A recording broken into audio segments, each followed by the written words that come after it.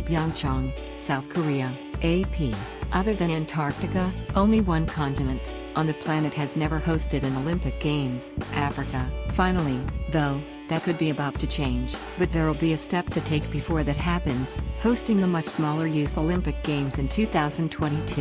IOC President Thomas Bach says a mini-Olympic event will be held on the continent, though a specific country has not been selected. The move could signal the possibility of an eventual Olympics in Africa. Tempering the IOC's optimism, though, is the reality that the continent's not quite ready. This was exactly one of the reasons why we initiated this project with the Youth Olympic Games, Bach told reporters. We did not want Africa to have to wait. This, we hope, can inspire one of the other African countries to come up with a feasible candidate for 2032 or 2036.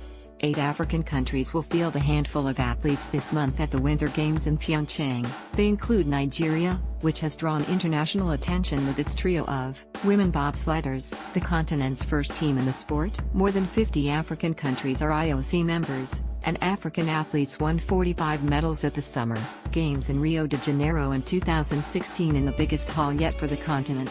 Yet Africa has never hosted a Games. Europe has hosted 30, North America 12 and Asia 7 with 2 more on the horizon, the 2020 Summer Games in Tokyo and the next Winter Games in Beijing in 2022. The first hurdle may be money. Just last year, Durban, South Africa, with the continent's most developed economy and host of the 2010 World Cup, was stripped of the 2022 Commonwealth Games after its scaled-down budget was rejected. At a meeting Wednesday of the IOC's roughly 100 members, Gambian member Beatrice Allen made the case for neighboring Senegal in the Youth Olympics. IOC officials have already visited Senegal, making the West African nation the frontrunner. Senegal is a highly sophisticated country, Allen said. I am sure they can do it.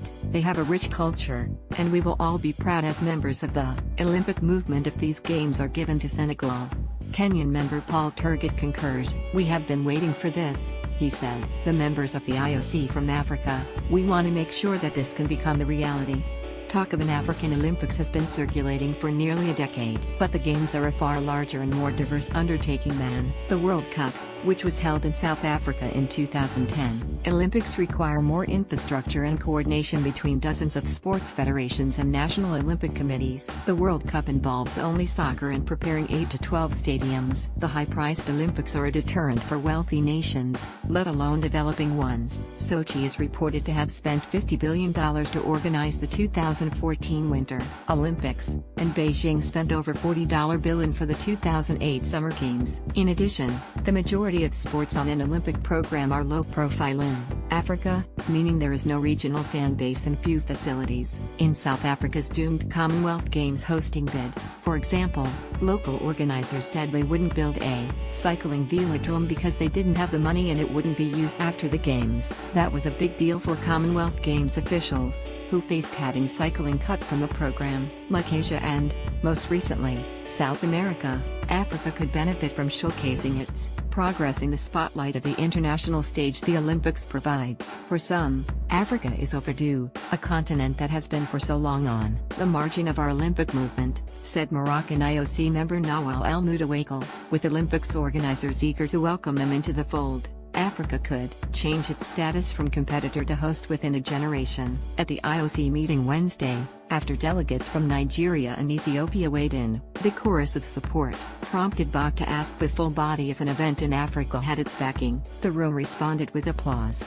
Replied Bach, "Congratulations, Africa, it's your time." Associated Press writer Gerald Imre contributed to this report from Johannesburg. Erin Haynes-Wack is the Associated Press national writer for race and ethnicity. Follow her work on Twitter at @amarvel.